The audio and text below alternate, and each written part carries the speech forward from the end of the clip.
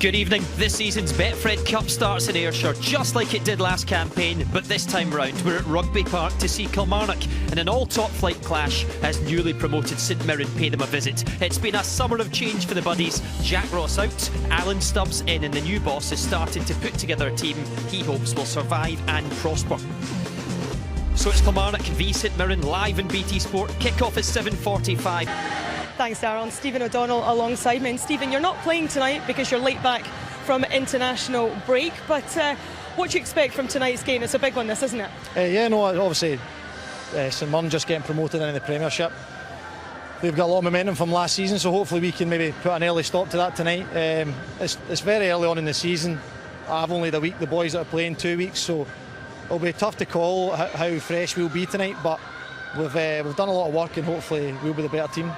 It was obviously a great finish to the season last year. Are you confident that that can be repeated again this year? Yeah, no, definitely. We've not lost too many boys. I think that obviously Yusuf Malumbu was a big part of the team.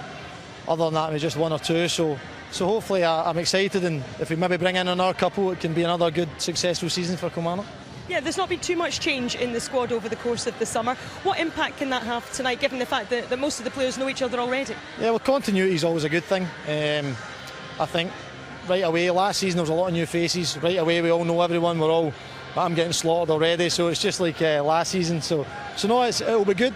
I think that hopefully will be a benefit for us, but I'm not too sure how many changes there's been at St Mirren, so no, hopefully a big performance and a big result tonight. And then I touched on it earlier, you were involved with the national set-up at the end of last season. How much did that benefit you and what did it mean to you to make your debut? Yeah, no, a massive experience gained. I loved every minute of it. It was, I think, about 2 weeks we were away. I hope it's not the only one I'll have, but if it is, I'll have a lot of fond memories of it. Disappointing results, obviously they'd like to maybe got something from the two games, but no, thoroughly enjoyed myself. I just hope it's not the last one, but hopefully if I have good performances for Kilmarnock, that won't be. Well, Stephen, we hope to see you back in action next week. Thank you for your time this evening. Thank you. He acquitted himself very well indeed, didn't he, for Scotland in two difficult matches.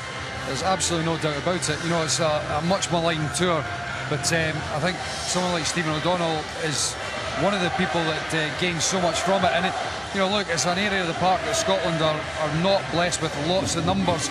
So certainly, he's talking about hopefully it's not his last squad. He's given himself a great shout and a great chance of being in the next squad with his performances over in South America. Getting back to the actual game tonight, the players who are involved, obviously, look, some key figures are missing. Chris Boyd as well is not quite up to speed yet, but he's got a slight injury right now. It's a big game though, isn't it? Because only the top team from this group will qualify. Two top flight teams in here, so you set the stage now, don't you, Stephen? Well, I believe it sets you up for a decent season. You get suddenly positive results in the Betfred Cup. I know it's the word that's always used in football of momentum, but that suddenly ties you over a little bit. But there seems a real optimistic feel about Kilmarnock this season. It's such a positive end of last season. Steve Clark was excellent for them. He's kept the majority of his squad, and I think we'll see probably a lot more continuity from them tonight. They'll probably understand each other's game a little bit better. I expect them to be the more dominant team because St Mirren are coming up a little bit unknown. Jordan Jones has been good. Broadfoot's been good. So a lot of good players for Kilmarnock. We're at Rugby Park tonight to get the ball rolling in the Betfred Cup. It's Kilmarnock v St Mirren, an early chance to see two teams from the top flight lock horns and an opportunity to take a close look at Steve Clark's side, who under his stewardship excelled last season. And here's the Killie boss now with Emma Dodds. Steve, there's a real air of optimism going into the new campaign here at Rugby Park. How ready do you feel your players are for this first competitive match tonight? Yes, it comes early in pre-season. We've tried to tailor the training this week a little bit to help the legs. Hopefully we're ready to go, but until they actually start playing the game, it's always difficult to tell. You've got no Chris Boyd tonight or the late international players, but you've got Ross Millen, who signed today and goes straight into the starting lineup. How has he impressed you over this period? He's been good. Ross came in, trained with us all pre-season. He's done very well. I thought it was a low-risk signing. He's played a number of games at lower league levels. He showed a great attitude in training, and we give him a chance tonight and see how he does. And what do you expect from St Mirren tonight? Difficult to say because obviously they've changed a lot from last year. Jack's moved down south. They've changed a lot of players. Alan's come in. He'll have his own ideas, his own way of playing. I see a few new faces in the team, so it's a difficult one for us to gauge. St Mirren probably have a better idea how we're going to approach the game because we're pretty similar to how we were last season. given you are the two Premier League clubs, how big a bearing do you feel on who's going to top the group this match will have tonight? Yeah, normally you would think this match would be the one that would decide top and second, but that would be a little bit disrespectful to the other teams in the group, because I'm sure they're looking at both ourselves and St Mirren and fancying their chances of causing an upset at some stage. Would be nice to start with a win, don't get me wrong. We're certainly out there to try and win the game, but as long as we get through a good 90 minutes, no big injuries would also be a big help. And since we last spoke to you, you've extended your contract here. An easy decision to do that? Yeah, I think so. The club seemed to be quite happy with what I did last year. Obviously I'm happy up here. Good group of players working hard for me. So it just seemed like the sensible thing to do. They've offered me a little bit more money, I accepted, and they've got better terms for themselves, a little bit more protection for the club. So a good deal for both parties. Best of luck tonight and best of luck this season. Thanks, Steve. Thank you. Thank you. What an amazing job he's done here. It's great news for all the Kilmarnock fans that he's signed on again.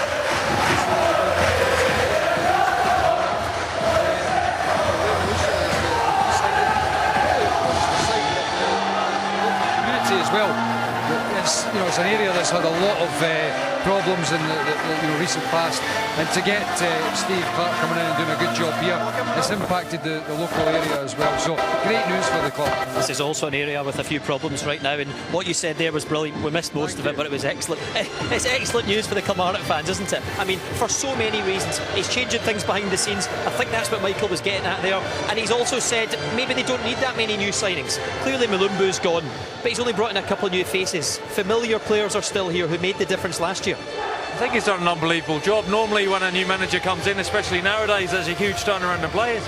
He's kept the same players and has taken them from no wins to, well, one of the form teams in Scotland, if not the form team in Scotland. Yeah. You know, modern day football, like I say, without new managers get a job, they want to change the whole shit. He's kept the same. He's revolutionised it. Unbelievable job. And one man who is still here, Jordan Jones, was immense last season. Clubs came calling and they've managed to keep him. Yeah, look, he's the X factor for Kilmarnock. They're a really well balanced side, and what Jordan Jones brings is that outball, that creativity.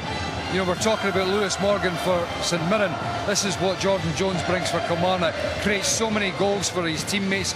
Chris Boyd, you know, he was in there for Player of the Season. A lot of it down to the help from this guy, and he also scores some wonderful goals. You see these clips here. I mean, this is an absolute sensational bit of play from Jordan Jones right throughout the whole season. I think that this is the goal against Celtic. Look at that, right in the top corner.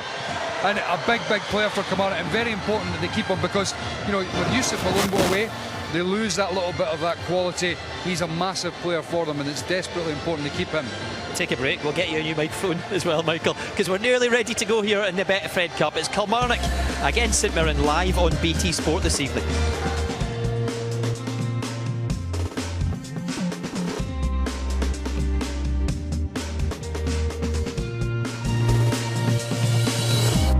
Looking for a big season. Kilmarnock, of course, had a brilliant season last time round under Steve Clarke, and we're ready to go. So over to Stephen Craigan, Michael Stewart and Rory Hamilton. Well, thank you very much, Darryl. It's been a strong start for the Scottish sides in Europe this week, but now attention turns to the domestic game and the start of the Betfred Cup. It's the third season of this revamped competition, and we've got an all-Premiership affair between two of the success stories of last season. Kilmarnock enjoyed a record points haul, and with Steve Clarke and his backroom staff committing to longer-term deals, the feel-good factor continues at Rugby Park. St Mirren, they race to the championship title and are back in the top flight, but success attracts attention, and their leader, Jack Ross, was tempted by the manager's job at Sunderland. That brings a new opportunity to the man who brought such success to Hibernian, Alan Stubbs, to take the reins.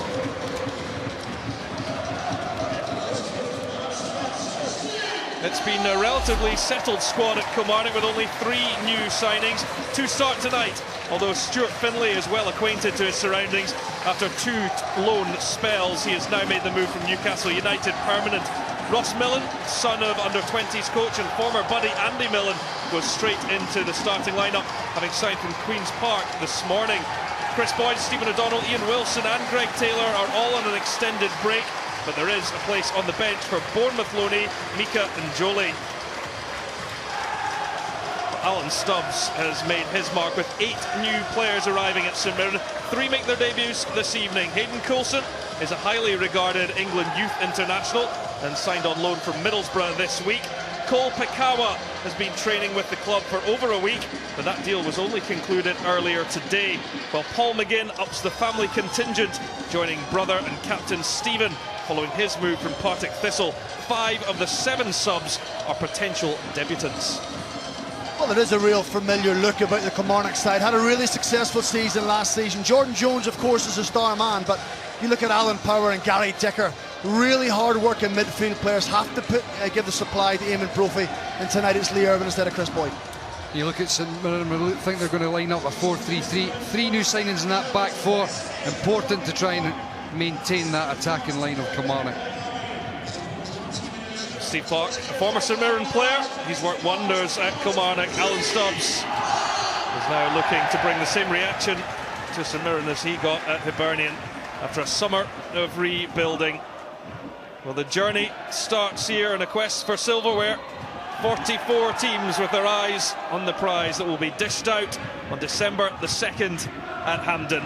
It's a Group H clash between 2 Premiership sides that have been riding on the crest of a wave, and the new domestic Scottish football season is underway in the Betfred Cup.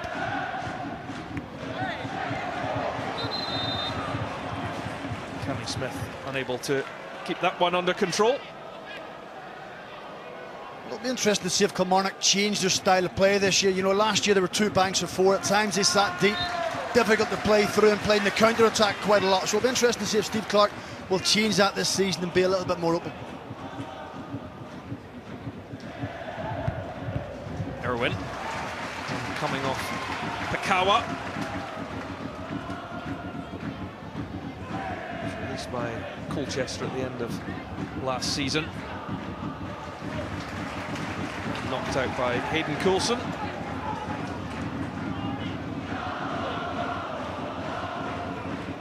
There's Ross Millen. He has been training with the club, but the deal just got over the line this morning. Erwin using his strength, but Stephen McGinn battling away. 2 of the McGinn brothers at St Mirren again.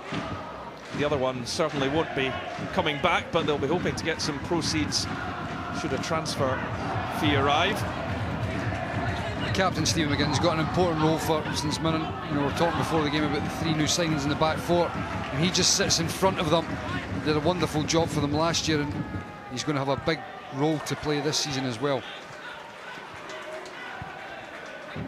Dicker. Up goes Hayden Coulson. Erwin, Jordan Jones for the first time, but it's taken away from him, and here goes Cammy Smith. Starting out on the left-hand side. Now Mullen. Well watched all the way by Stuart Findlay. Now in his 3rd spell with Kilmarnock. He made a loan spell from Celtic before he moved down south to Newcastle. Another loan, and now he's here for good. Stuart Findlay is just one of many players that benefited hugely from Steve Clarke coming in and organising the team really well. You heard Craggs earlier talking about, you know, being difficult to break down and encountering on teams, and you see so many of the Kilmarnock players that improved under Steve Clarke, and Findlay was definitely one of them. And he's gone for that consistency. Not too many new bodies coming in. He doesn't want to disrupt the good feeling that he had here last season. I suppose the main addition from last season that he's now lost is Yusuf Malumbu, who made such an impression last year. A huge impression, and yeah, of course you don't want to upset the balance, but I've no doubt that Steve Clarke will be wanting to add a few additions to the team, because, you know, Stephen will tell you as well, when you're in a changing room, it always helps to see a few new faces coming in. It gets the competition going, it also gets the players excited and the crowd. Dicker looking for Jones. But it's on that one of, you know, Stevie Clarke, when he's making his signings, he's almost looking about and thinking, can I improve with the money I have, or do I go with the tried and tested? And I think he's backed himself and backed the players, go with the tried and tested and try and kick on this season. was the Scottish Football Writers Association Manager of the Year last season. Jack Ross, of course, was the PFA Scotland Manager of the Year, now down at Sunderland.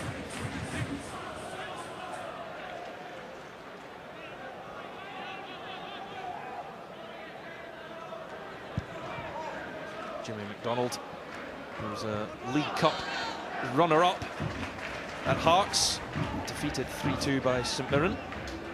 It's a trophy that has been kind to these two teams in recent years, 2012 and 2013 winners each. Here's Alan Power. There's Cameron McPherson making just his second start for the club, 19-year-old who's come through the academy. An academy at St Mirren has really produced some top players in recent years.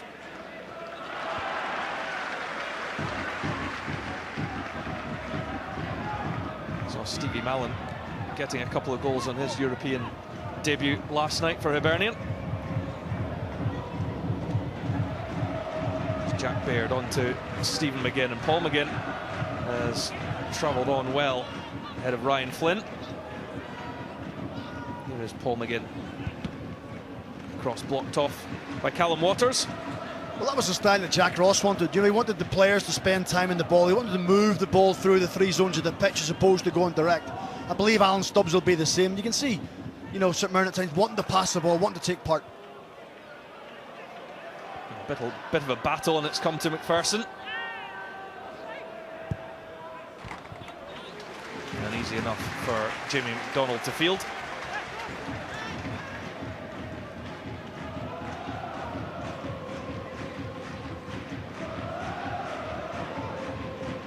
It's quite interesting as well that St Mirren haven't had a pre-season friendly up to date. You know, coming into your first competitive game of the season without a pre-season friendly, it does have the risks of players not understanding the rules or what's going on. So it'll be interesting to see as the game goes on the fitness of the players.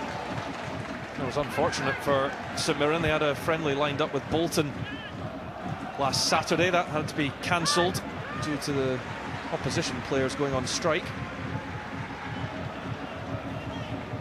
Yeah, of course, it was unfortunate. Sorry, Rory, that that friendly against Bolton was cancelled. But even still, it's surprising to have only had the one game. Even if you would have expected some sort of like training ground bounce match or something, and there's no doubt that when you've not had any games at all, that the match fitness is not going to be there for these players.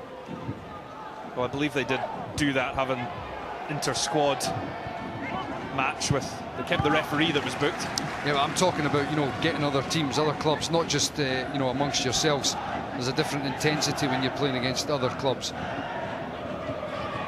There's Cammy Smith on the right foot, former Aberdeen man, firing well over the top. He did have a fantastic season last season, made the Championship Team of the Year. It's good play, isn't it? It's good one-touch play, moving the ball up the pitch. A little bit ambitious probably from that kind of distance, but positive start from Alan Stubbs. Probably into the unknown a little bit, not really too sure what his team are going to give him tonight. But so far, I think to say nice and positive, want to spend time in the ball and certainly taking part. Cammy Smith's a player that, in his time at Aberdeen, I was always impressed with him. I think he's a technically intelligent player. But, you see him here playing off the left-hand side. We spoke before the game. Definitely think just tucked in behind the main striker is his better position. He's not got the legs and the pace to trouble the throwback.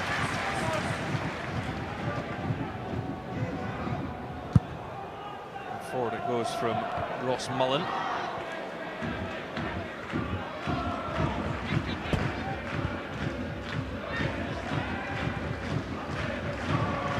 Again finds Coulson.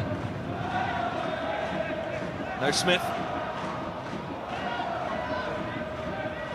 Back to Coulson. Dicker got a foot in. Smith again. Now McPherson. Will come to Smith, just holding up on the surface. Didn't get the return from Flynn though. And now Kilmarnock look to break, and this spells danger because when Jordan Jones gets into his running, he's a real threat. Cole Pakawa was there to break that one up. Prime example of what Kilmarnock like, isn't it? You almost bring you on, try and suck you in, and then they can look to use Jordan Jones at times, even Eamon and Brophy. That pace in the counter-attacks, St Mirren have to be aware, Rory, you're right.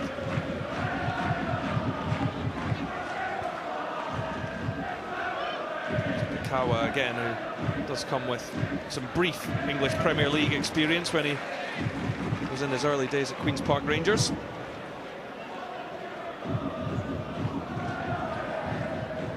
Jordan Jones, who had that reported interest from Rangers in January. I think he is into his last year of his contract now. I think the Kilmarnock fans should enjoy Jordan Jones while he's here, because if he keeps up the form of last season, Rory, you're right, someone else will come in and take a little bit of a gamble on him and probably try and take him onto the bigger stage. Well, and he started to make an impression on the international stage as well, with a couple of Northern Irish caps last season. It's no great surprise, because he was such a standout player for Kilmarnock. Almost every week when you watch Kilmarnock, he was the out ball, he was the guy that was going and causing the opponents real problems, and I've got absolutely no doubt that he's going to be a big player for Kilmarnock this season. But you know, Alan Stubbs and St Mirren will be happy with the first 10 minutes here. They've had a lot of the ball, and they've worked it quite well. They've got into the final third on a few occasions.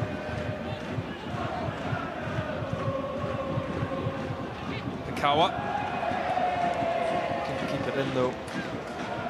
There's Jordan Kirkpatrick.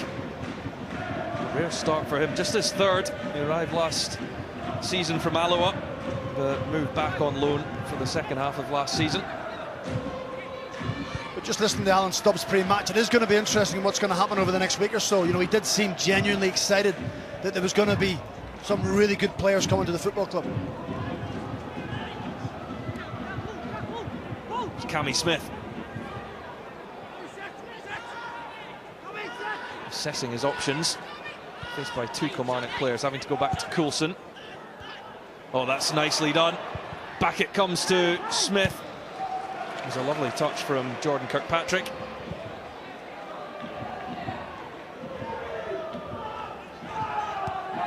Alan Power trying to put his boot through the ball. Jack Baird with an aggressive header. Talking about Alan Stubbs pre-match there, obviously, yeah, he mentioning that he's looking forward to getting a few big players in. They're going to need it if they want to live up to his expectations, as we look at the good play from St Mirren here, getting into that final third again, and a nice little link-up play from Kirkpatrick and Cammy Smith.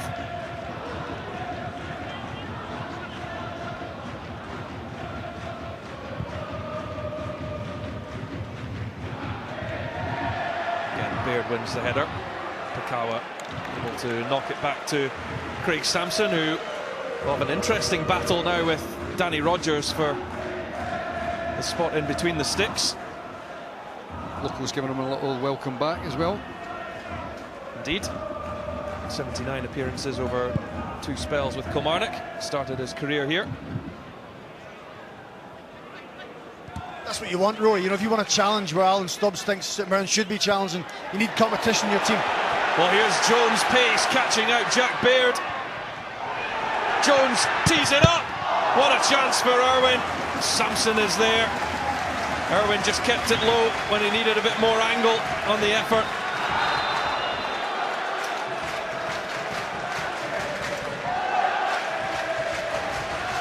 And it's no surprise it's Jordan Jones. You know, he's always alert, he's always in the front foot, anticipates Jack Baird taking a poor touch, and it's a terrific pullback. Lee Erwin will be disappointed he hasn't scored from there, but a warning sign to St Mirren and Jack Baird: if you dwell on the ball and Jordan Jones is about, you could be in trouble. Forward it goes from Baird. So, of course, a step up in level for many of the St Mirren players, although Jack Baird has played when St Mirren were in the top flight. You see the cut back there from Jordan Jones. I don't think he was initially looking for Lee Erwin. I think he was trying to get Eamon Brophy, but Erwin got on to the end of it, and you know, it's one of those where I just think it was maybe like half a yard too far past him. You know, it just rolled past him.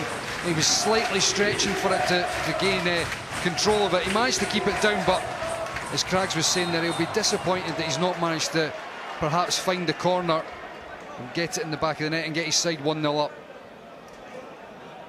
Eamon Brophy fouled there. funny, that's almost symptomatic of, at times, Kilmarnock last year, Michael, isn't it? You know, being on the back foot, you know, taking the pressure off the game and then having that threat when they win the ball. Quickly taken, and that allows Jones to swing across in, a little overhit.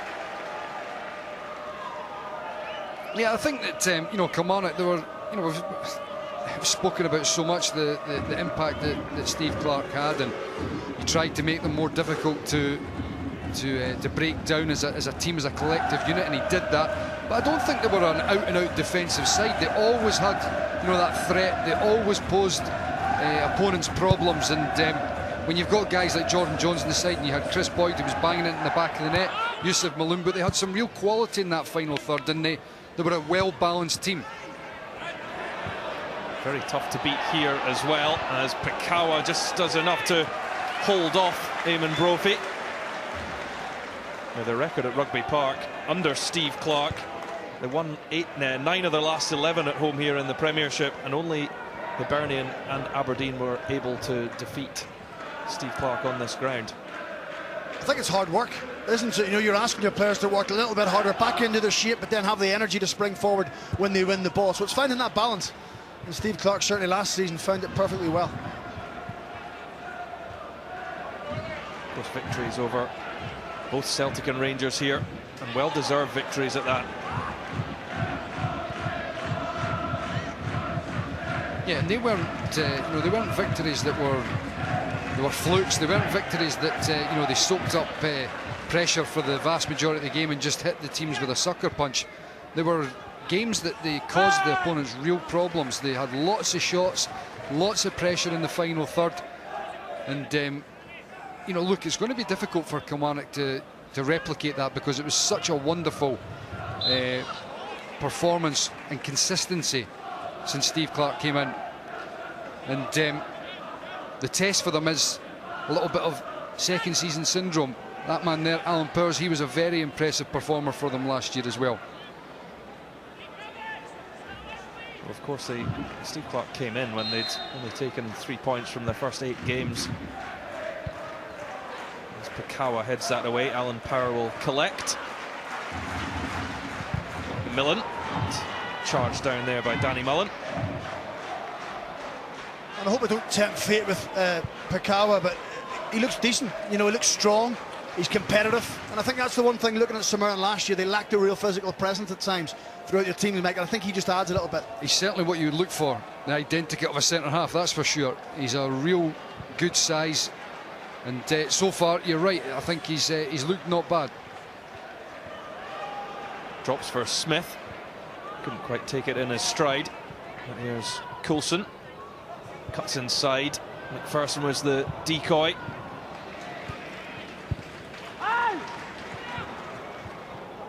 Stephen McGinn. Cameron McPherson onto the right foot. Away by Findlay. Stephen McGinn out to his brother Paul. Flynn. And twisted away from. It's a great ball in as well. Mullen was after it, and he was just a toe away. It's a wonderful take and turn from Ryan Flynn. Look at that ball in behind the defence. Mullen just stretching but can't get contact on it. What a wonderful cross from Flynn, a player who, you know, grew up and played predominantly as a wide player. He's now playing more tucked in the central area, but found himself there out in a wider area, and he threw in a great ball.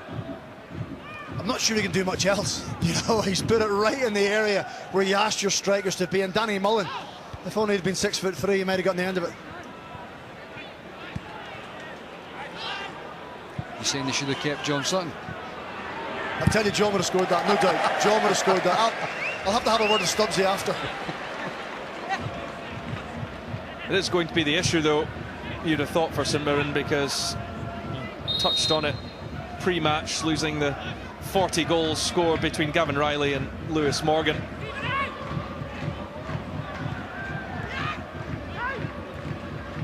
Very difficult to replace that. You know, any side would struggle when you take that number of goals out their side. A lot of creativity as well. as we just see that ball in there, a wonderful ball, just begging to be put on the back of the net. But you know, we go back to what Alan Stubbs was saying before the game. He's excited with the possibility of some of the players that he's looking to bring in, and I've no doubt that some of those players will be in the final third. Sampson's ball forward, taken down by Kirkpatrick. Then is Gary Dicker.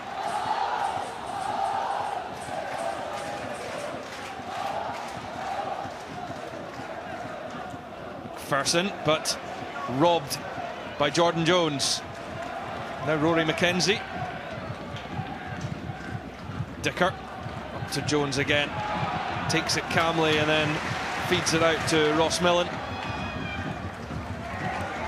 McKenzie involved once more. That will be a goal kick. He ran it out himself.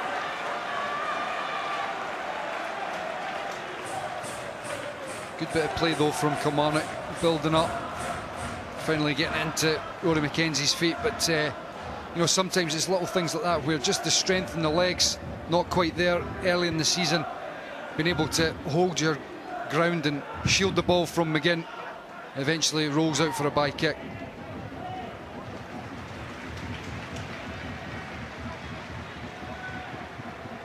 Kirk Broadfoot, of course, who started his career with his opposition tonight, St Mirren, before moving off to Rangers.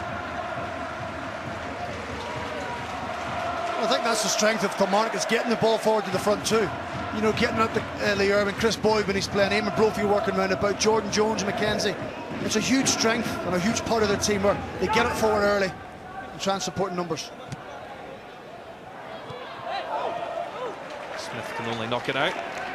They're battling away with Gary Dicker, the Kilmarnock captain.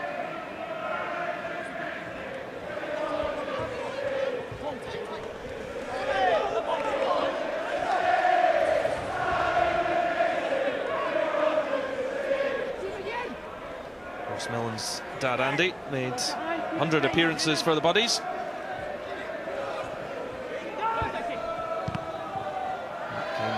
Straight off Dicker, it will be just a throw. But Andy Millen must have made a few for Kilmarnock as well, Rory. I know his dad certainly played here, he would have made a few appearances. Yeah, absolutely, and he's now an under-20s coach. It's now reserves, Rory, it's changed. You got a new title then? No, it was Big John Sutton told me.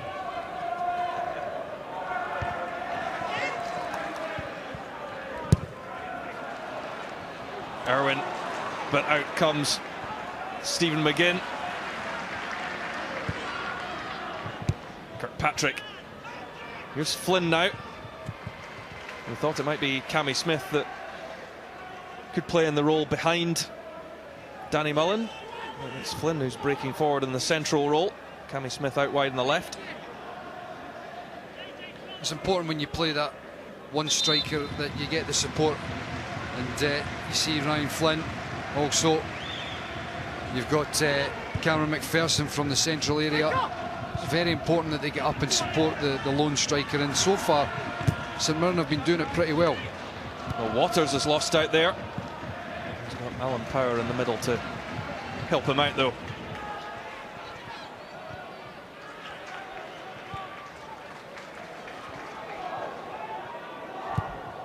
Broadfoot goes long.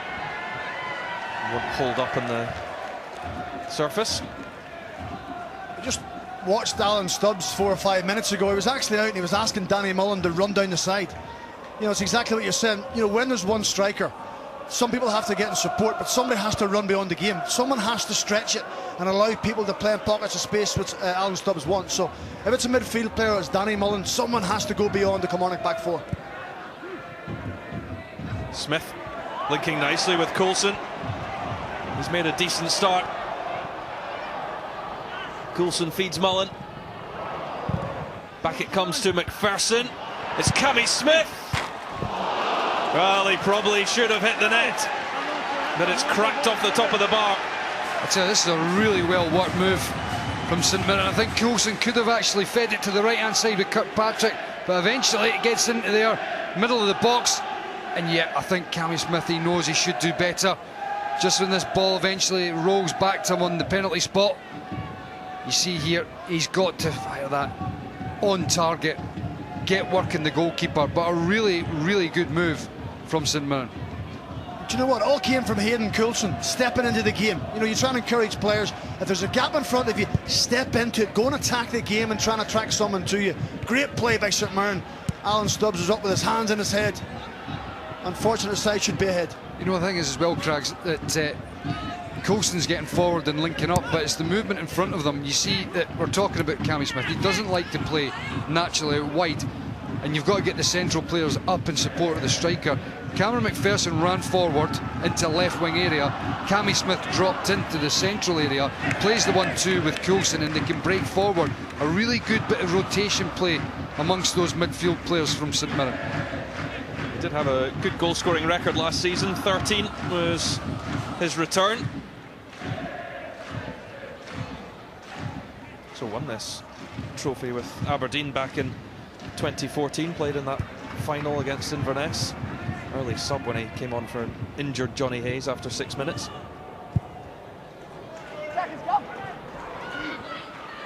Brophy looking to battle away against Pikawa. He won the battle, but the ball only into the arms of Craig Sampson. St Mirren's make-up of the midfield has just got the upper hand at the moment.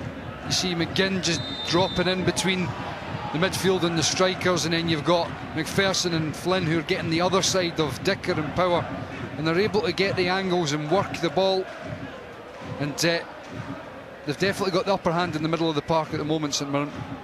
A sore one there for Ryan Flynn.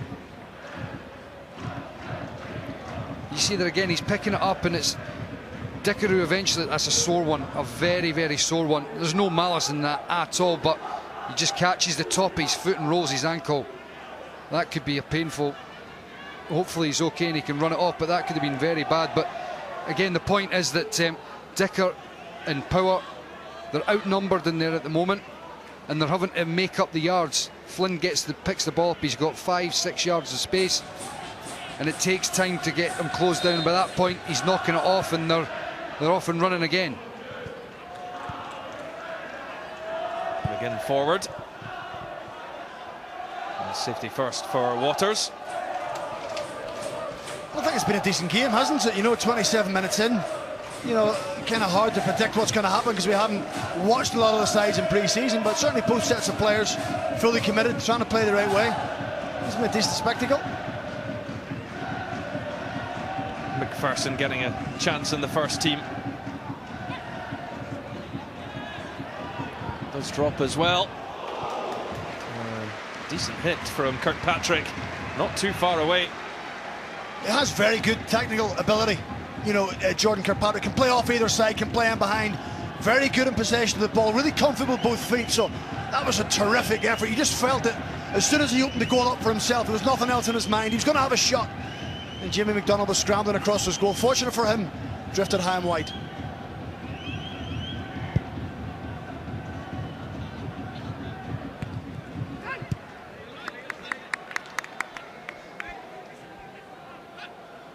For first viewing for Alan Stubbs, Michael, do you think he'll be quite happy with the opening 27 minutes or so?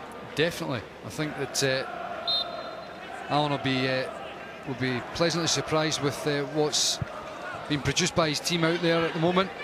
Some good combination play. But Jones has that quality to go past the man. He couldn't add the finish to the run. I just think he likes to play assault when he gets on the ball. You know, once he gets that ball out of his feet and he starts driving at people and dropping the shoulder, he glides by people with ease. You just get a sense of excitement around Rugby Park when he picks up the ball, and St Mirren have to be aware.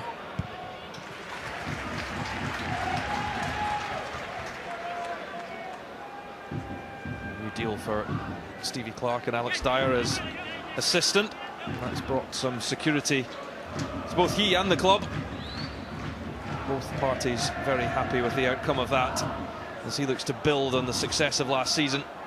Doesn't give much away, Steve Clark, does he? Wouldn't fancy playing him at poker, that's for sure.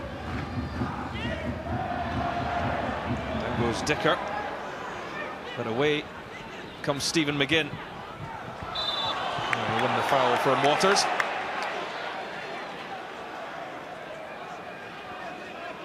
Clever play there from Stephen McGinn. He just buys the foul, gets his body in between Waters and the ball.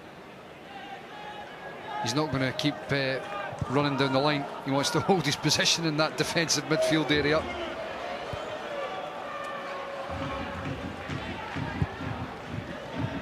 Warning goes from Baird, but that will be Jamie MacDonald's ball. As I said before about Alan Stubbs, he'll be happy with what he's seen so far, but there is no doubt that if he's wanting to go and make an impact in the Premiership, and well, he's already told us that he doesn't want to just survive, then he's going to have to add some quality in that final third. Good flick on by Erwin as he tried to get Jones involved, but Baird alert to the danger.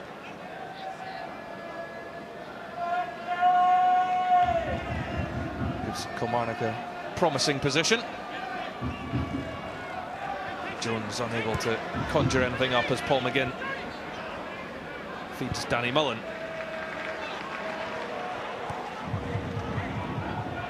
Coulson to Cammy Smith. Those two have combined quite well already.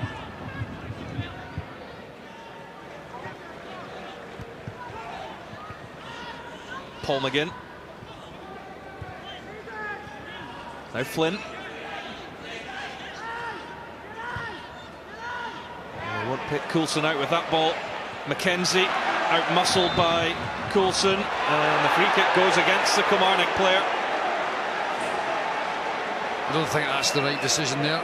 I think the two players going for the ball, that's not a foul to St Mirren for me. If anything, you could have suggested it was a foul for Kilmarnock. The referee could easily have just played on there, I think.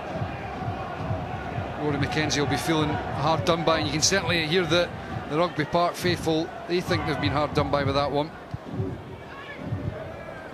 Cammy Smith, Kirkpatrick's header, might drop for Mullen, just wouldn't fall for him. The obligatory, I've given a wrong decision, I'll give the other side a free kick again. You can get all the information ahead of the few games that are left over in the World Cup on Russia tonight, all week from 10 p.m. And we've got 4 more games from the group stages, starting with New Look Hearts at Starks Park a week on Saturday. It's from 2:30. And following that, Neil McCann's Dundee head to promotion-chasing Dunfermline. And a week later, Clyde are in, but Brophy fires that over the top. Chance for Kilmarnock. That's a very good chance. You know, I think a few games into the season, Eamon Brophy would be expecting to score from here. And it's just a little area of the pitch where Jack Baird has been done a couple of times. It's a ball down the side, a ball over the top. It doesn't look comfortable, people running beyond him. You know, I don't think a lot of centre-halves do, but a real good chance for Eamon Brophy. Sent the ball in, he should have scored. So the Clyde Motherwell will be on your screens. They were the beaten finalists last year. And finally, Sunday the 29th of July, we've got Hearts against Inverness Caledonian Thistle. Just looking at that chance there before, Craigs, that you know, one of the areas of the park that's really important to get games and get an understanding is that centre-half area, and you can see as Baird was a yard further forward, you had Pakawa who was just a little bit too deep, and it meant that Baird was able to get it meant that Brophy was able to get the run on Baird, and he was never getting back in after Brophy had got that half yard on him. He's a real tricky customer, Eamon Brophy, and another one of this Kilmarnock side that improved immensely last season and became a real threat. Well, they formed such a good partnership with Chris Boyd, didn't he? He did, and it wasn't just, you know, through the middle. He also worked from out to in, a versatile player. Well, Kirkpatrick has done well here. It's a good ball in too for Flynn. He rose well, but it was well marshalled as well by Findlay. His power backed into a corner. Has been robbed by Cammy Smith. And the ball across, just lacked the conviction to find a teammate. But it's good play again by St Mirren. But you know, it's the toughest part of football is the final thing you do with the ball. You know, in pre-season it takes a little while for that continuity to kick in, and that's probably just where they're lacking at the minute. Apart from that Rand Flynn, terrific cross. They need an end product. Coulson just stretching for that one, and I don't think Gary Dicker appreciated the challenge. Just a heavy touch there from Coulson. Yeah, Dicker, he's not too happy, but he gets up and plays on. I think just a quiet word from Steve McLean with Coulson, but it was just that heavy touch that got away from him and he lunged into it. He's been impressive so far in this opening 35 minutes. The young left back getting up and down the park, and you know, typical modern day fullback, wants to get into the final third and cause problems. That man Eamon Brophy, if you get too far forward, you're not got the cover. He loves to work in those areas in between the centre half and the fullback.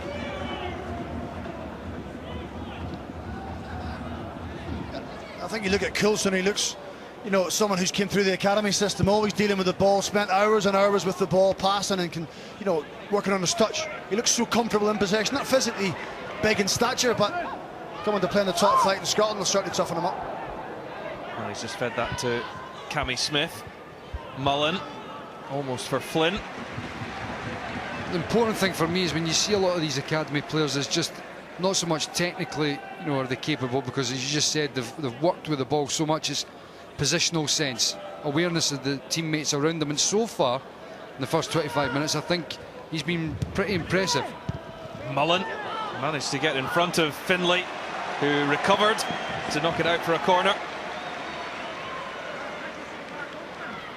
I think it's fair to say that St Mirren have probably had more final third entries into the Kilmarnock box than Kilmarnock have into the St Mirren box, and you know, it's just that fine little touch. You know, they're certainly putting plenty of balls in, getting plenty of bodies in. Can they get the breakthrough? Fitzpatrick, it was read by Waters.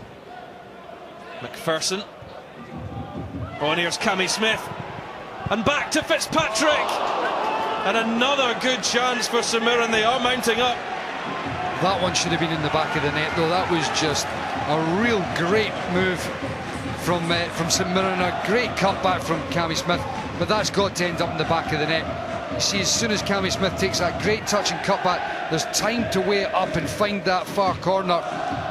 Kirkpatrick will be disappointed he's not hit the target there, and got his team 1-0 up. Look at that lovely cutback. It's just great awareness. You know, you see all the Kilmarnock defenders, the minute Cammy Smith goes into the box, they all run towards a goal, trying to protect their goal. He has the awareness to pull it back, and you know, Jordan Kirkpatrick, I've saw him score many goals. He'd be disappointed he hasn't scored from there. Absolutely, Michael. He's still awaiting his first goal for the club. He did, as I said, go back to Alloa on loan last season. Got a very important goal for Jim Goodwin's side against Dumbarton, the extra time strike that got Alloa promotion up to the championship. There's so many seagulls flying about here. I'm wondering whether they're dive bombing on Darryl Curry's macaroni pie. You'd be concerned. As long as it's not like Chris Boyd's pie they're eating, they'll be okay. You stay safe at half-time.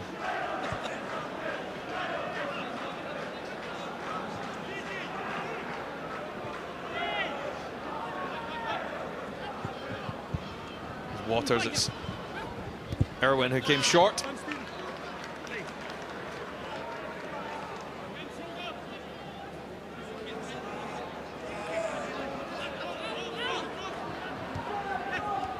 Erwin again playing that target man role. Mullen did well to feed McPherson, an advantage played by Stephen McLean, the referee. It's Cameron McPherson. Good strike, and Jimmy MacDonald was at full stretch. Got up well to get the ball away from danger too. That's a late challenge on Alan Power.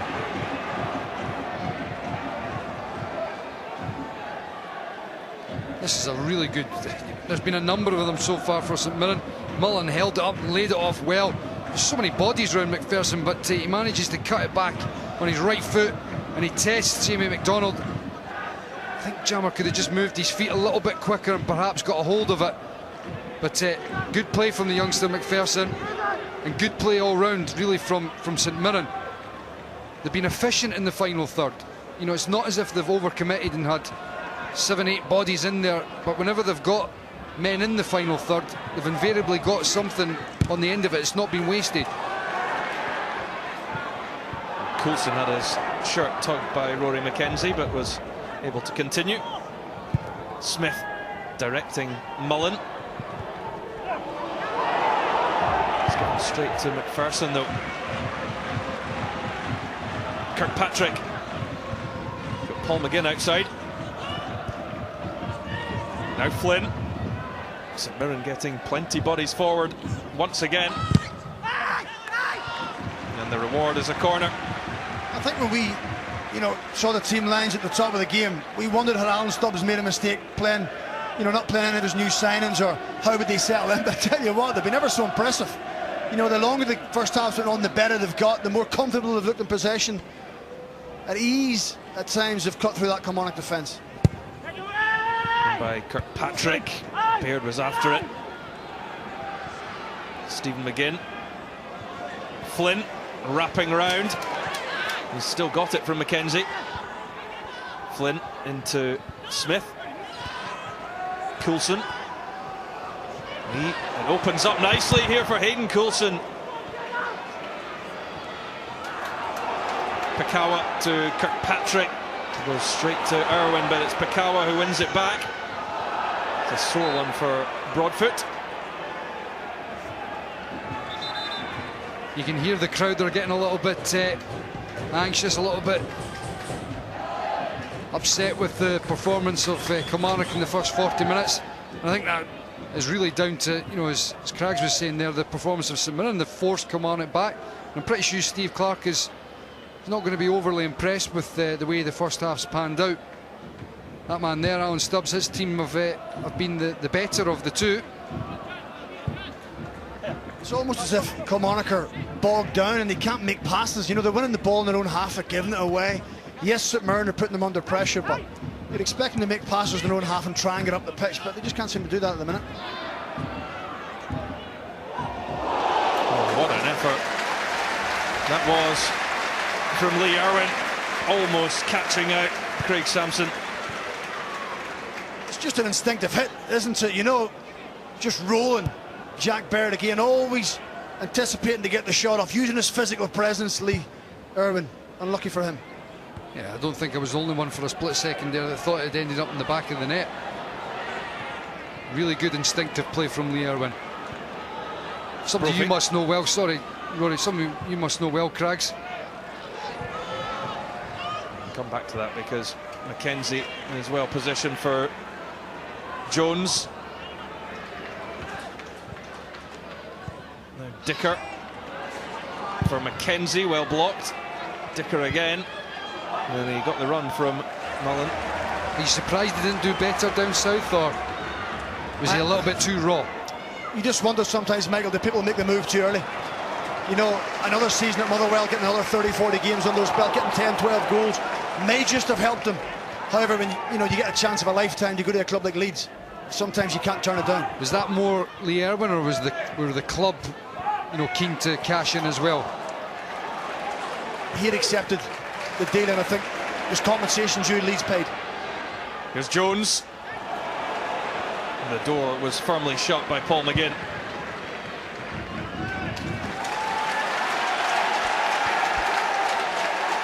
Well, that's got the crowd into things. A crowd that has been returning to Rugby Park with the positive results coming from Steve Clarke's team.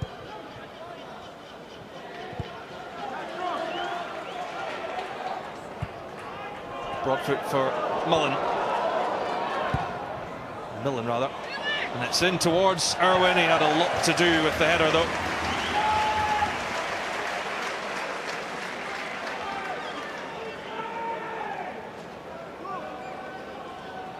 I think he could have done better there though, Rory. You can see the ball coming to him for 40-50 yards there. He had a bit of time and space. He could have perhaps even brought it down in his chest. It ended up just being a bit of a meek effort, drift past the post.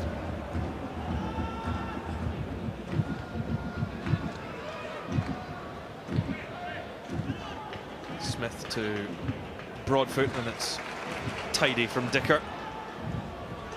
Waters up the line. Erwin just couldn't quite take it in. That allowed Baird to step in and knock it out, halt the attack.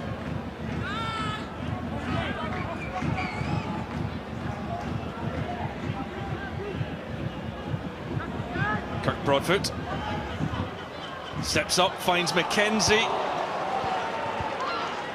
Just not enough on the touch, and a bit of a breakdown in communication with Brophy. Flynn caught there by Dicker. Doesn't agree with the decision. I think it's a foul. There's no doubt, you could hear it. You actually hear it up here in the back of the stand, the contact that was made. Can't think there's too many complaints. There shouldn't be anyway. Stephen McLean being a little bit lenient tonight. I just felt, you know, Gary Dicker had the challenge and ran Flynn on the other side of the pitch. He said that one as well. You just wonder, you know, do they take things a little bit easier? But they shouldn't, because it's a competitive game. So I'm surprised he hasn't had his yellow card out.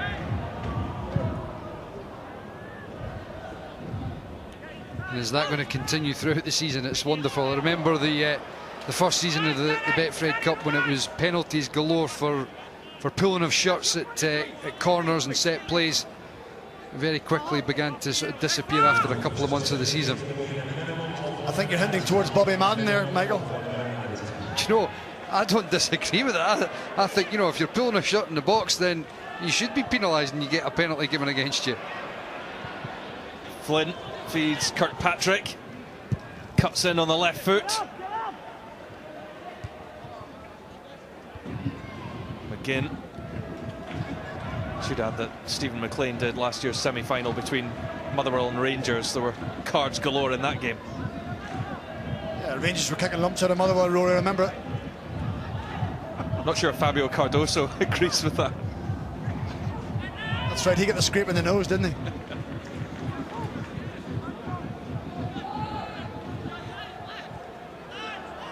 There's Kirkpatrick. Move into the final seconds, and the final ball not quite good enough, and that should see us to half-time, just when Jimmy MacDonald, well, that is half-time, blown by Stephen McLean in Alan Stubbs' first game in charge of St Mirren. Some decent chances, but we're yet to see a goal. In the half-time score at Rugby Park: Kilmarnock 0, St Mirren 0.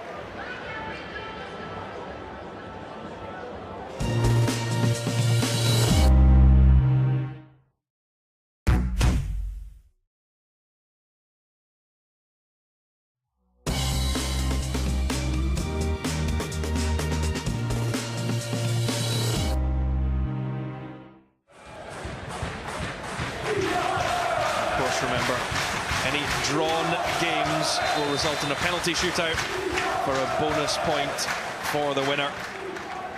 We saw a few last season.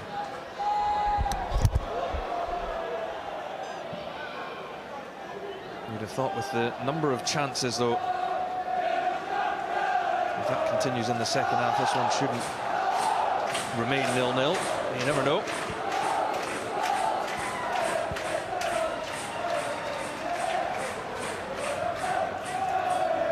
Kind of imagine at half-time Alan Stubbs would have said more of the same, but I think Steve Clark would have been asking for a little bit more from his players, just trying up the tempo a little bit more, get the ball forward to Erwin, to Brophy. They were certainly causing problems. Let's see if they can make a dent in this game. Well, Lee Erwin with another shot on goal to kick off this second half. It's an obvious foul by McPherson.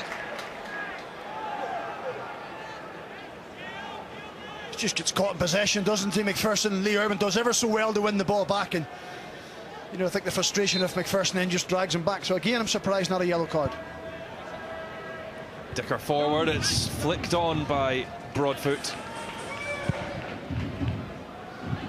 Here comes Sampson with the early ball up to Danny Millen.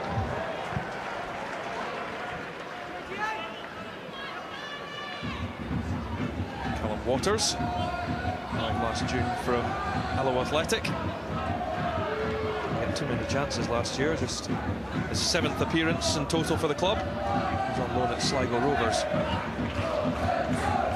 When you think of the performances of Taylor at left back, it's not a great surprise that Waters didn't get more game time. Well, Greg Taylor and Stephen O'Donnell as your two fullbacks is not bad at all. Stephen O'Donnell, of course, now at Scotland international.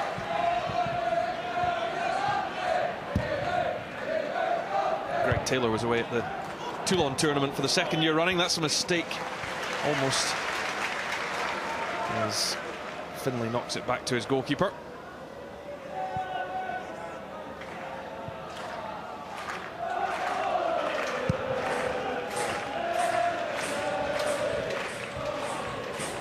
Oh, what a touch that was by Erwin, and he opted to try and tee up Brophy when it looked like one he was going to put the right boot through it.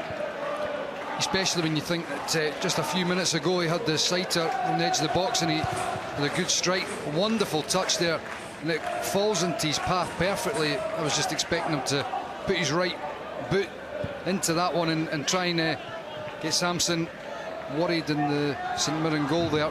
He looked for the wee reverse ball to Brophy. It was very surprising. Again, Flynn caught by Jones.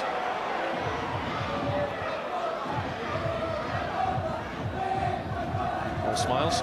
That's almost part of your pre-season. I think Michael touched on it in the first half. It's your timing.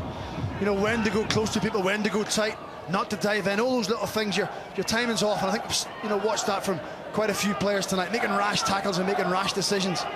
But I think later in the season they'll just compose themselves a little bit more. Flynn kept it alive for Stephen McGinn. Cole Pakawa.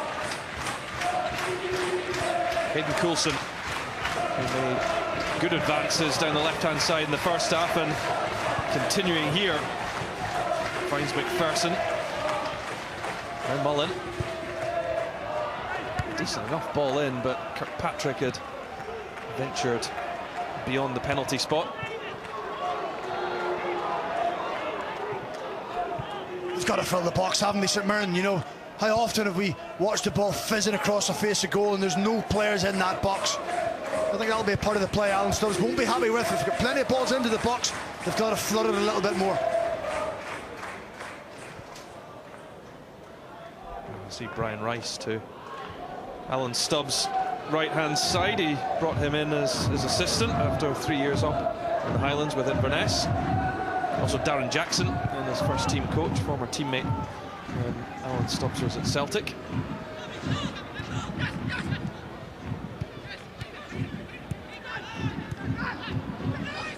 Mullen catching on from Broadfoot there, but Coulson goes on.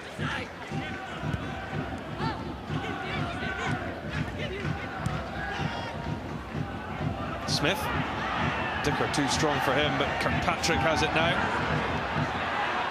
Drops on the edge for Mullen. And that's a foul by Rory McKenzie, and a free kick right on the edge of the box. More good play from St Mirren. Lovely feet there from Mullen. As he knocks it past McKenzie, you see him there just putting his body in and checking him. Quite right to blow the whistle there, Stephen McLean, and give St Mirren the free kick. Wave after wave, St Mirren. Good start to the second half from the Paisley side. Well, Cammy Smith and Jordan Kirkpatrick, the two showing interest in this one. Stephen McLean ensuring that the wall is the full complement of yardage back. There's Kirkpatrick. It's just wide of the target. That fizz past the post. I think it tells you all when Jamie MacDonald doesn't move. He almost tries to take a little nibble to his right-hand side. He does. He moves his body in. Really unfortunate again from Jordan Kirkpatrick. Yet again, St Mirren pushing the buttons, edging forward. Really unfortunate not to be ahead yet again. I tell you, if we had the commentary box cam, the viewers would have been seeing the perfect example of what Jamie MacDonald was doing there from Craggs. A little bend down to his right-hand side. Almost knocked the monitor off the wall, though. That's because I put a bit of weight on, Rory, thanks. Jordan Jones, very nicely done, but the cross easily cut out. It's only pre-season, Craggs, don't be too hard on yourself.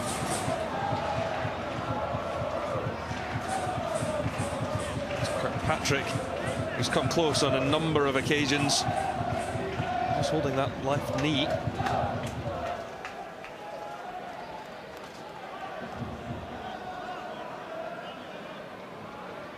strange one. I didn't see if it was. I don't think it was any contact or challenge from anybody. Hopefully it's nothing serious, but he was pointing there just at the inside of his knee, the medial ligament, and you see the physio there just testing to make sure that he's not damaged that.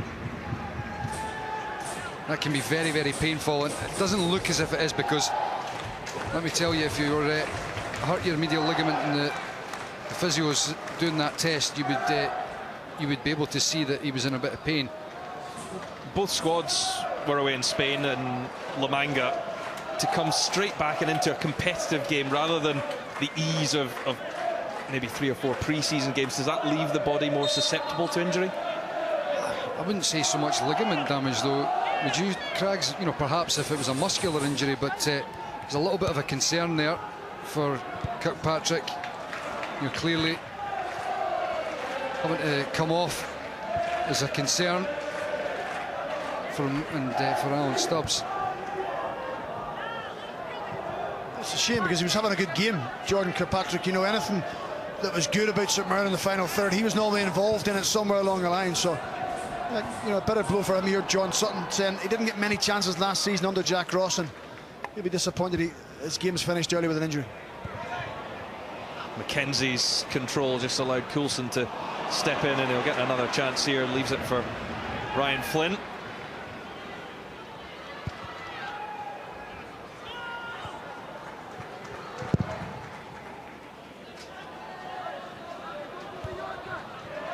Millen losing out to Broadfoot.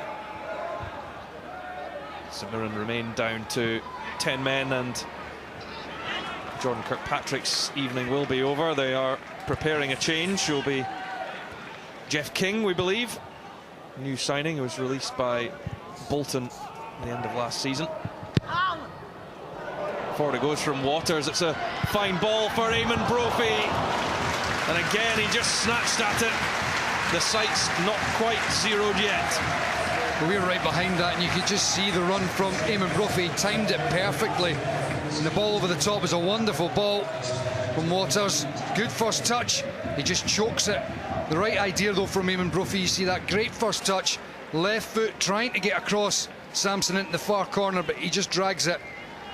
But better play there from Kilmarnock.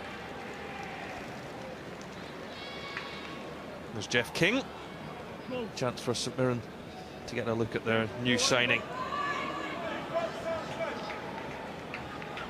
A shame for Jordan Kirkpatrick. He'd been having a good game. A rare chance to start a game for the club.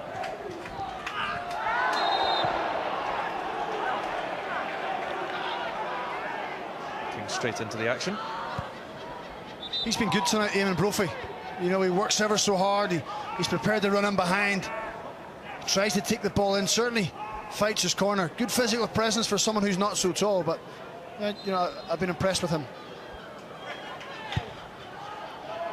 Dicker floated in towards Broadfoot. It drops for Findlay.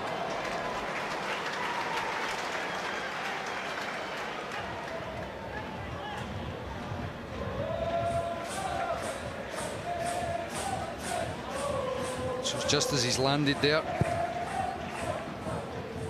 didn't even look as if his knee had rocked too much, but you know, I'm a little bit concerned, because sometimes you see it's those innocuous ones that turn out to be pretty serious, and hopefully it's not for Jordan Kirkpatrick.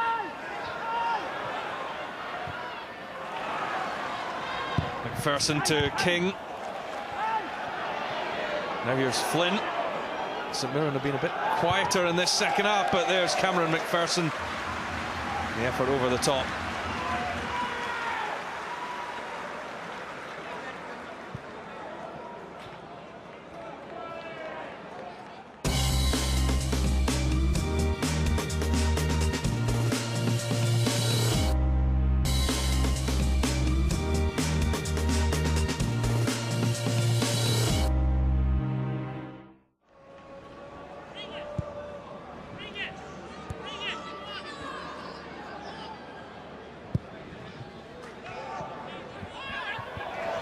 Well, Pakawa's got into a bit of bother, but his recovery was decent to take the ball back from Eamon Brophy. It's just a simple ball over the top, you know, that's quite concerning. I'm not too sure if Eamon Brophy just gives him a little bit of a nudge, but it's good recovering. You know, there was a chance for Brophy to get a shot off. Ball wouldn't sit for him, but a warning sign for St Mirren.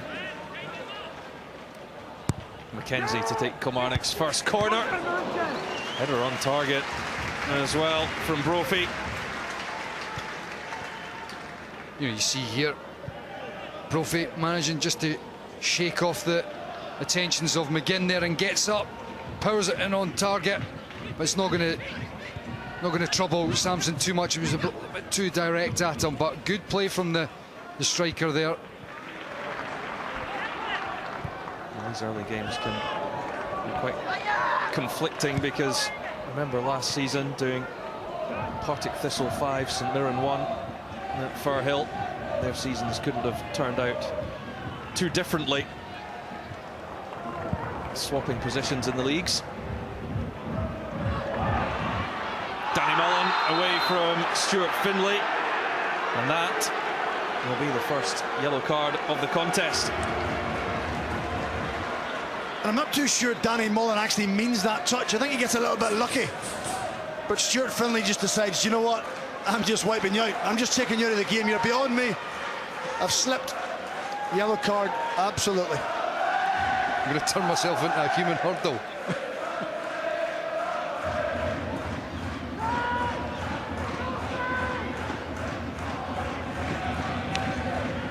Coulson and King over the set play. There's Jeff King to take it. Should be easily dealt with by Kirk Broadfoot, but that's a gift of a corner.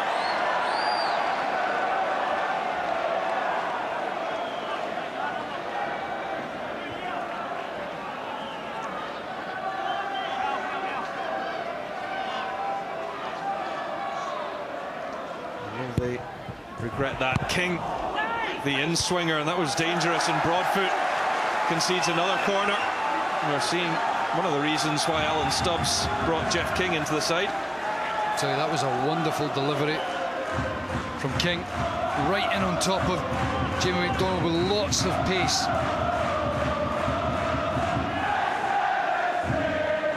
And he'll have a go from the other side now.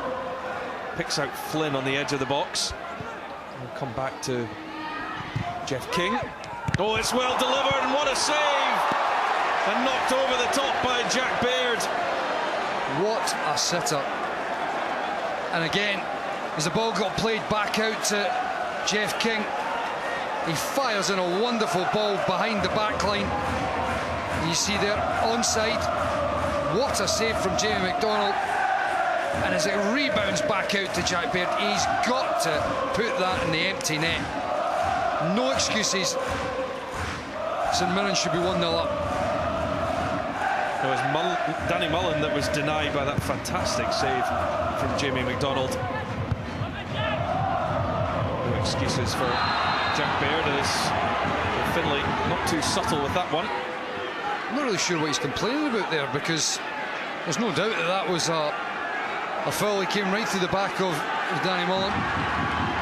It's just been booked. You know, you have to be careful. You make a number of fouls in quick succession. Suddenly you draw the attention of the referee and you could be off. King again. Only spotted MacDonald off his line, but he was aware. Slightly ambitious, shall we say.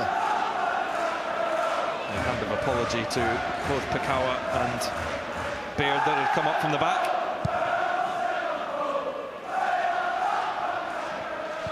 Erwin.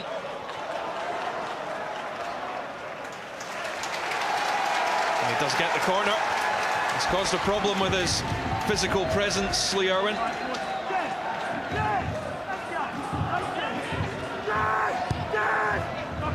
Shot it comes to Dicker. Jones. Away from McPherson. Only as far as Power. Erwin there again.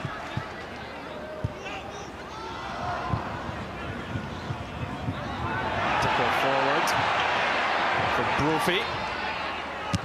to turn away, but Stephen McGinn sticking to his task. And now Cammy Smith is away from Dicker, and St Mirren have plenty forward here. It's Flynn, he's got King in the middle. Flynn goes it alone, and Waters, who was the last man back for Kilmarnock, saved the day. Flynn's got to lift his head there. I think you see here they've got a 3v1 effectively, and Jeff King there's through the middle. Just play it beyond the last defender, Waters. And Jeff King has got one-on-one with the goalkeeper. Ryan Flynn's an intelligent football player. I'm very surprised that he's not seen his teammate running through the middle of the goal. Coulson for McPherson. Now Smith. Coulson again. Corner to St Mirren. They really are the side that's pushing for this opening goal. Kilmarnock almost hoping something will happen, but St Mirren trying to force something to happen, keeping the ball alive, playing in the final third of the pitch, getting good deliveries. They just need that little edge. King again, took a touch.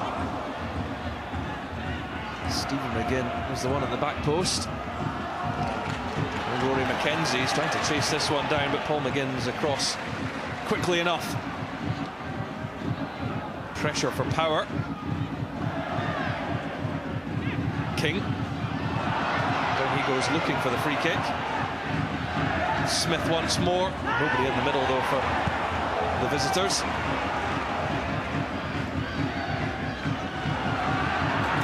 Stephen McGinn to try one from range.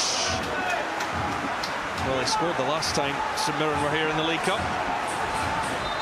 They're just in the ascendancy, you know, picking up every second ball. When Kilmarnock clear, it's St Mirren who pick it up, they move the ball, they get into the final third. They just need that little bit of quality just to see it over the line and get this opening goal.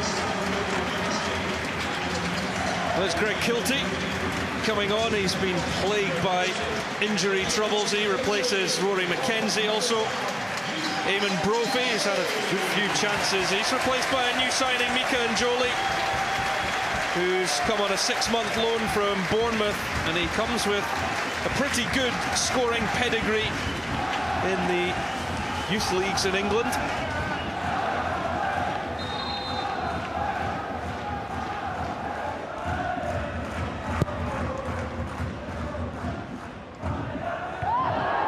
Still 20 minutes to go to separate these two.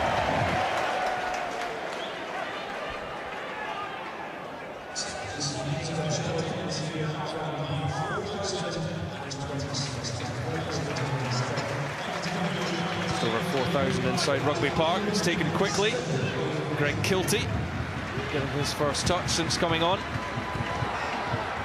Jones, that's a fine challenge by Jeff King though. King, nice ball out to feed Smith. They've got 5 forward in this attack.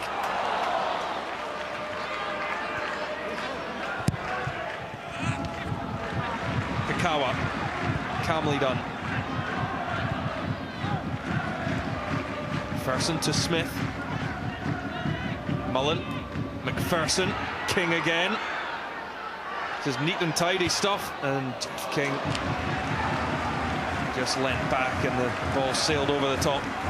You know, I've been really impressed with young McPherson. As soon as that ball got played into him, square across the edge of the midfield, firing it first time round the corner. There's King. He's certainly got a delivery that could create something for St Mirren. And he's found McPherson in space. It's a good ball in too.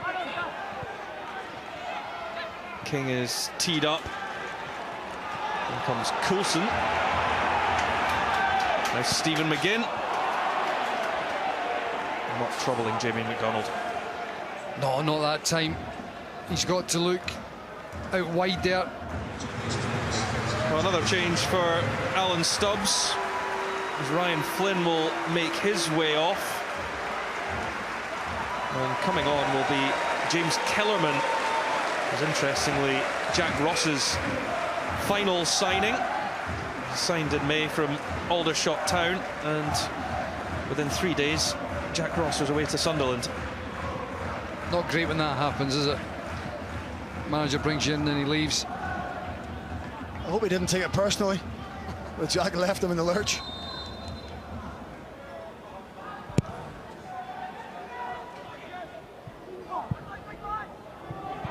Ten minutes to separate these two, or it will be penalty kicks. Dicker. Now it comes to Kirk Broadfoot.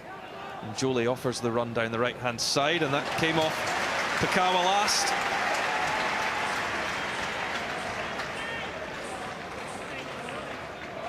It's been a decent contest, well-matched sides.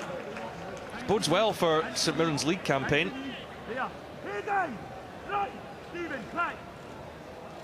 come Broadfoot and Findlay.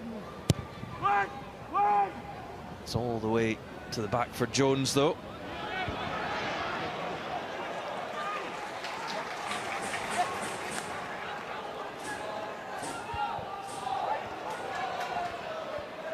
Jones skips in on that right foot.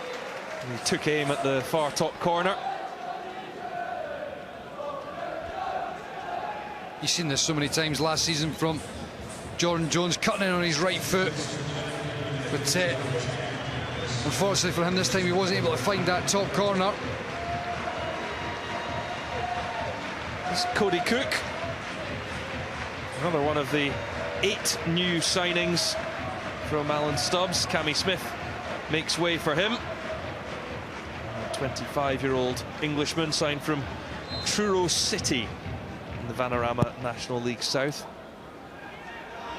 That's clever by Alan, just, you know, dripping the new recruits in. And a mix-up. Let's in Ndjoli. And it's inches wide. It's just a misunderstanding at the back. You know, Jack Baird, go and take control. No communication between him and Paul McGinn. Gives up a chance. And the longer the season goes, if you continue to give up chances like this against good players, you'll be punished. That's the warning sign.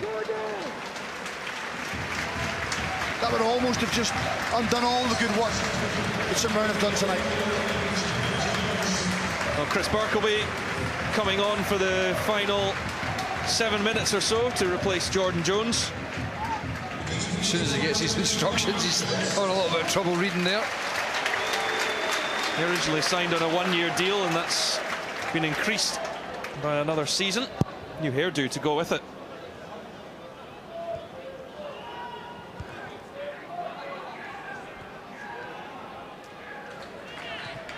Here's Kiltie. He'll be desperate to get some games under his belt and build up some match fitness after a couple of years of a couple of really bad injuries.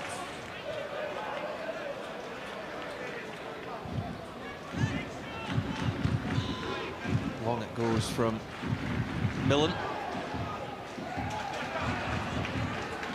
One back by Dicker.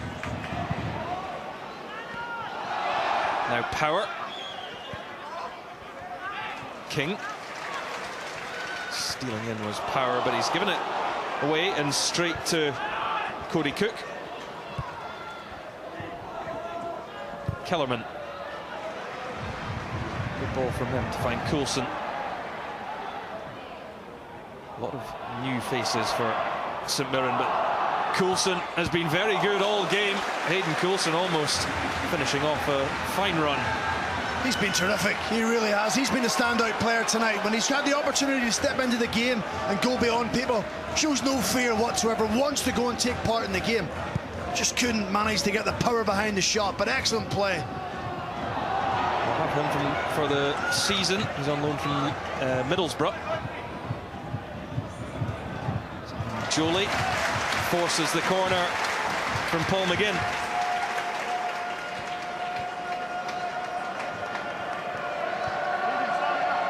Kilmarnock going in search of the 3 points. Delivered towards the back post. Broadfoot won it. Of course, we started the tournament last season with an Ayrshire derby. Kilmarnock shocked by their great rivals, Ayr United. They did manage to recover that situation and get through the group. knocked out by Celtic in the last 16, heavily beaten at Celtic Park. Here's Burke, did keep it in, and Ndjoli. Dicker looks to the back post, Erwin won it. Fine bit of defending by Pakawa. Unbelievable. It looked as simple, a headed goal, I think it's Craig Kiltie, but unbelievable defending. He manages to get himself back in. It's a big long left leg. Good ball to the back post. Lee Erwin really aggressive in the air. Wow, that is top class defending. Absolutely fantastic. You see Erwin there knocking it back down. Kiltie trying to get his arm on it as well. Still, Mackay getting his leg in there first. Really good defending, and you know, he's another one who's going to be happy with his work this evening. He slotted in there at left-sided centre-half, and he's had an impressive evening. King now, but it was in Cook's blind spot. Kilmarnock being urged on. Power to Ross Millen. Clips it forward. Kawa, no nonsense from him. You know, it almost looks as if in the last 4 or 5 minutes Kilmarnock have decided to throw caution to the wind. They're opening up a little bit more, putting more balls in the box, getting more people in the box. They get all the sense they can maybe nick this.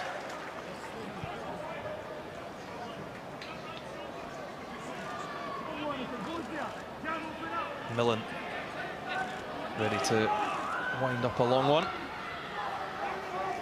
Instead he drops it short to Chris Burke. Nicely done by Millen. Burke's ball in, looking for Erwin, just too high. Kilmarnock look the more likely now though. Lee Erwin's became a threat in the last 5 or 10 minutes, hasn't he? Only because they're putting balls in the box. They're giving them something to go and attack. Broadfoot for Dicker. Kiltie's done well to get that on to Erwin. Now Chris Burke. Millen busting a gut to get up in support, and Ndjoli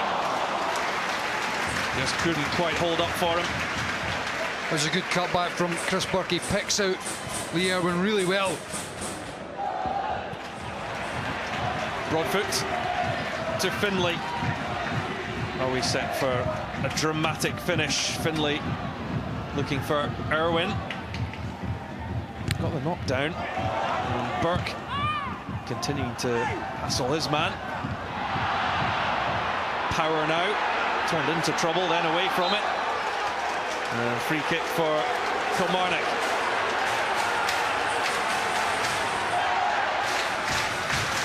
Just over a minute left to play. That can make a real difference in these group stages. Difficult to come back if you lose your first game.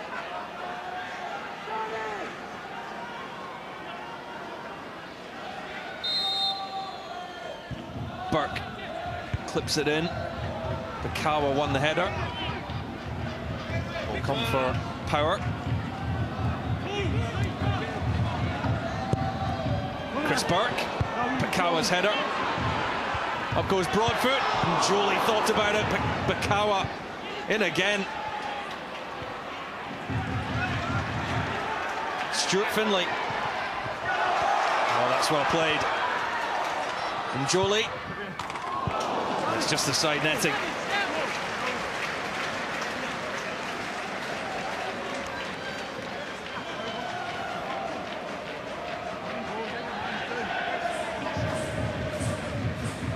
Now for Steve Clark to work out the 5 names.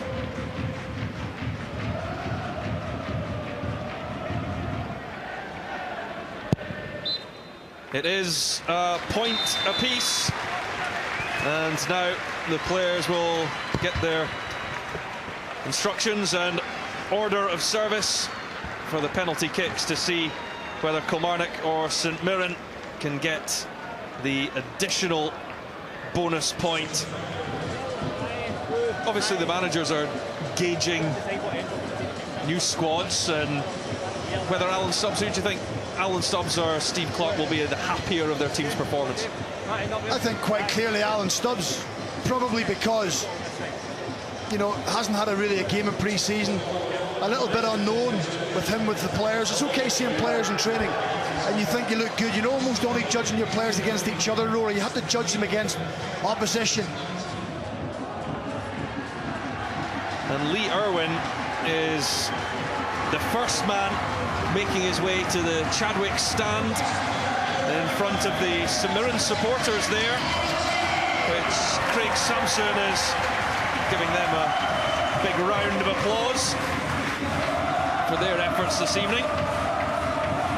So Lee Erwin had a host of chances, particularly in that first half. He had a decent game, and he is first up against Sampson. Erwin, saved by Sampson, onto the post, and it stays out. So Lee Erwin misses. He almost puts it in.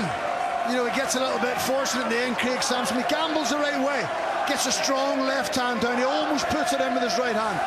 Relief in the end.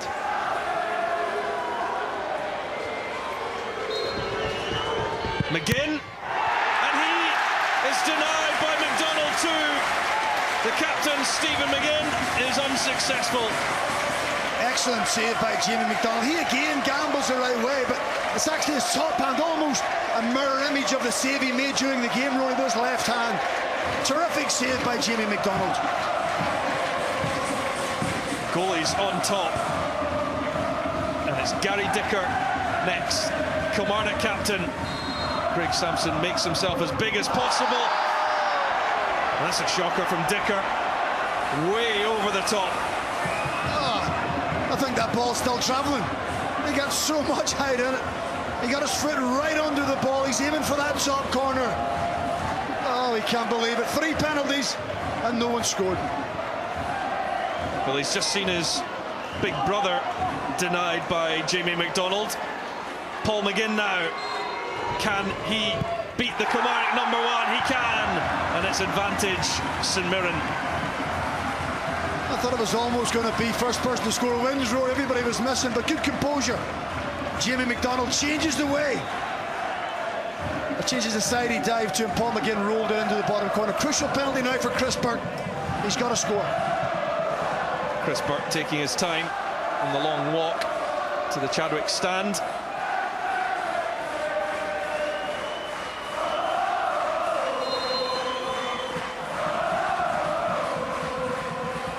Chris Burke. Well, Sampson went the right way, but there was enough behind it from Chris Burke, and he asked for more from the supporters. And Kilmarnock needed that. Missed their first 2 penalties. They needed the experience. Chris Burke just slotted away comfortably down to Craig Sampson's left-hand side.